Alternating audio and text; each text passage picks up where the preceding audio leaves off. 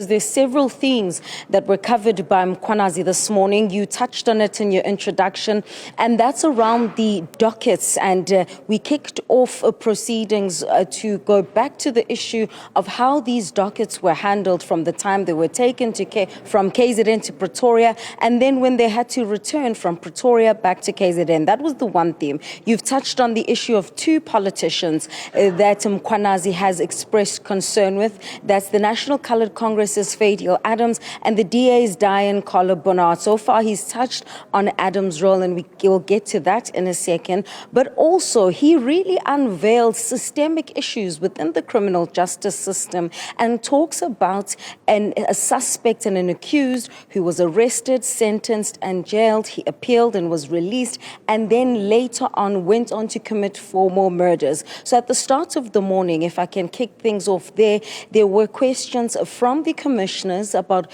what exactly was the process of managing these dockets, and Mkhwanazi said while he was not involved in the process of the dockets moving from KZN to Pretoria, his understanding is that of the process when they had to come back.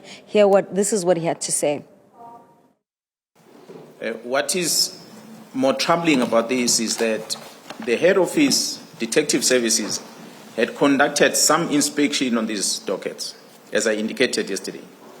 In their inspection, they will have seen, and they even confirmed some of them through the entries that they made, that the investigation is complete on the docket and suspects should be arrested. The least that they could have done is to take the dockets and go and look for that suspect and arrest the suspect. The reason why it was not done, I would not know. They were in a better position to explain. But I believe perhaps it could be that they were not familiar with the case, that the content of the docket itself. So it was going to be difficult for them to execute an arrest on something that they don't necessarily know, based on instruction of the prosecutor, because the docket, some of them are in volumes, and is quite a lot of information inside those dockets. So the 5 that had instruction, those instructions were not carried out. That was an easy thing to prove that there was work done on those dockets. So we kicked off still with that theme of the political interference in the execution of work by the KZN Political Killings Task Team, and that was the explanation around how the dockets there were at least 5 dockets that were ready to have arrests effected on them. And on that note, then Mkhwanazi moved on to start moving towards who he believed is interfering in these cases, and this is what he had to say.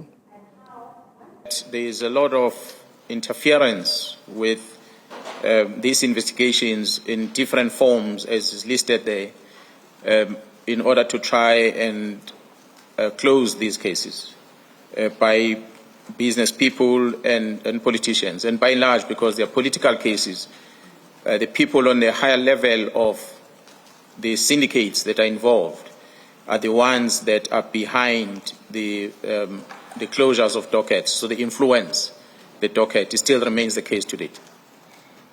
So in explaining his concerns about how the dockets there were no arrests effected on the dockets, Mkhwanazi then went on to give another example of a taxi violence unit in Potfontein that was disbanded, and the reasons for the disbandment of this unit are still not known, which of course speaks to the issue of how Senzo Mchunu seems to have unilaterally taken a decision to disband the Political Killings Task Team, even though its success rate was high. In fact, the meatier part of this morning's proceedings is how Mkhwanazi unveiled letters between himself and the KZN Director of Public Prosecutions, Elaine Zungu Harrison, in which they share the same concerns about the implications of the disbanding of this Political Killings Task Team, and how because it was now a multidisciplinary approach, a prosecutorial-led approach, that then perhaps the cases that they were already working on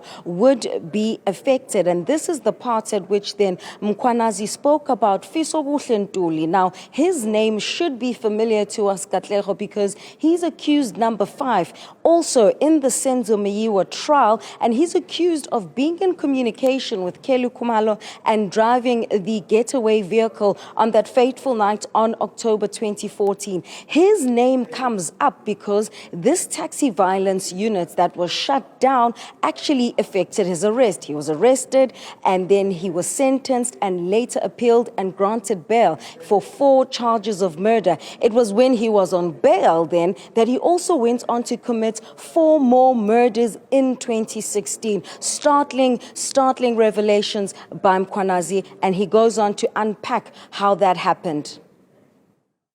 Fisokuhle Duli was arrested, charged, and sentenced on Patfontein Case 50 of June 2016 for 4 times attempted murder charges. He appealed and was granted bail. Whilst on bail, he was arrested and charged on 4 murder cases as per Nongoma Case 30 of April 2016, 391 2016, also Nongoma, 88 Nongoma, as well as 127 Nongoma, all of them in 2018. Yes. And possession of unlicensed firearm as per Nongoma Case 285 of 2017 and Nongoma Case 147 of 2018 June that he is alleged to have committed while on appeal. So this accused is actually charged, convicted, and sentenced. Then he appeals. He's granted bail while he's awaiting his appeal. And in that period, manages to commit 4 more murders. That is correct. Okay. So those are the connecting of the dots by Mkhwanazi. And then we got to the part now about the interference of the politicians and who he believes is interfering. And when we talk about politicians here, he has split the term politicians into 2 parts, those who are in the executive and those who are in parliament. And so for parliament's portion, he's named 2 people, the National Coloured Congress's Fadiel Adams, as well as the DA's Diane Kohler-Barnard. We haven't gotten to her just yet, but on the part of Adams, Mkhwanazi tells a story about how, firstly, he's concerned about the fact that Fadiel Adams had access to classified intelligence documents, and that surely Adams should have known better that if he came into contact with these documents, he would have had to have handed them over to the Joint Standing Committee of Intelligence because of the sensitivities around this intelligence information. He then goes on to tell a story about how Fadiel opened 2 cases, two cases in the Western Cape and another 3 in Gauteng, in Orlando. And then a day after opening these cases, he wrote a letter directly to the Minister for Intervention. And so he tells the story about how, even then at some stage when Adams was contacted for further information, he didn't quite come forward or was not forthcoming in terms of engaging with the police. And this is unraveling the web of, a parliamentarian speaking directly to the police minister, and then the police minister referred the complaint by Adams to the National Police Commissioner for further investigation. Here's what else came out. So Mr. Adams appeared to have came into the position of an intelligence information. And this information is classified on its nature that Mr. Adams should not be in possession of. So it is an information that is intended for another structure of parliament. If it comes to his possession and as a lawmaker, as a person who is serving in parliament, he ought to know that when I'm in possession of information from crime intelligence that is classified, it must be handed over to the Joint Standing Committee of Intelligence so that it can be interrogated, regardless of the status of that information. So that is expectation that one has towards a lawmaker, such as Mr. Fazal Adams. Evident that there are systemic issues within our criminal justice systems, emanating firstly from the investigations, handling of dockets, right up to the part where dockets make it to court, and the issue of Fisoguhle Ntuli. And it's on that note that I want to bring in our analyst, Jeremy Vearey, because that story of Ntuli is very telling. Firstly, because that taxi violence unit was just shut down until today. We don't know why it was shut down, but also because this man was already charged and sentenced for 4 murders. He was then he appealed and was granted bail, and then when he was on bail, he committed 4 more murders. It tells us about the impunity with which criminals can actually maneuver around our criminal justice system. Yes? Yes, that is so. It is not unique. Task teams that I have managed before around, for example, the guns to gangs, big thing involving where we arrested and had convicted a colonel in the police, have been shut down and everything disbanded and the investigators thrown away all over the place in order to stem the further investigations that come out of it. So that kind of modus operandi and influencing is not unique. I can point to several other investigations which I led in the past where exactly the same thing happened. So it is not a unique phenomenon. And where the suspects that you had under investigation actually comes back to target you. And perhaps it would be appropriate today to talk about one consequence it's had, which is very significant for today. Today, in roughly an hour and a half from now, 5 years ago in 2020, Colonel Kania would have pulled up into reach his driveway down the road, and a hitman would shoot him through the head 5 times in his car. The suspect, Nafis Modak, is now on trial for his murder. But what the story tells is a similar story to this. A few months before his killing, he submitted a 50-page report to the National Office to various generals. And he explained the involvement of a rogue unit in crime intelligence, whom he named. Sorry, I get emotional when I speak about this. I mentored him but anyway. And these crime intelligence officials are still in the job in the Western Cape. They were named, they conducted surveillance on him. They are on record of having meetings and taking statements in an attempt to frame Colonel Kania and myself involving crime intelligence. And they are still in the service. But that investigation has gone dead.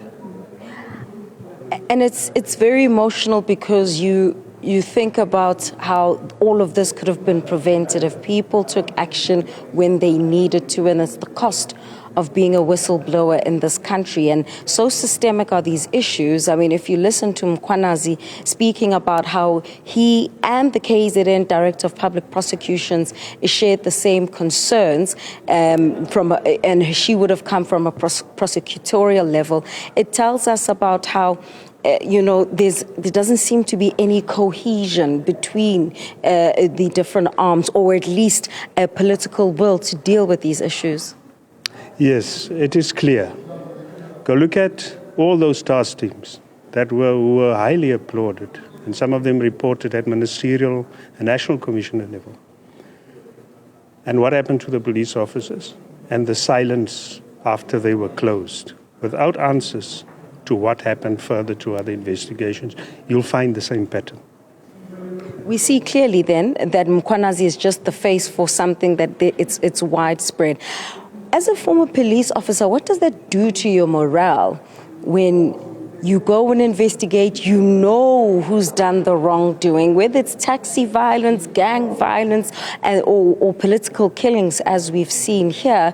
But it does do something, especially because surely even the executive has been briefed about what is happening where and involving who.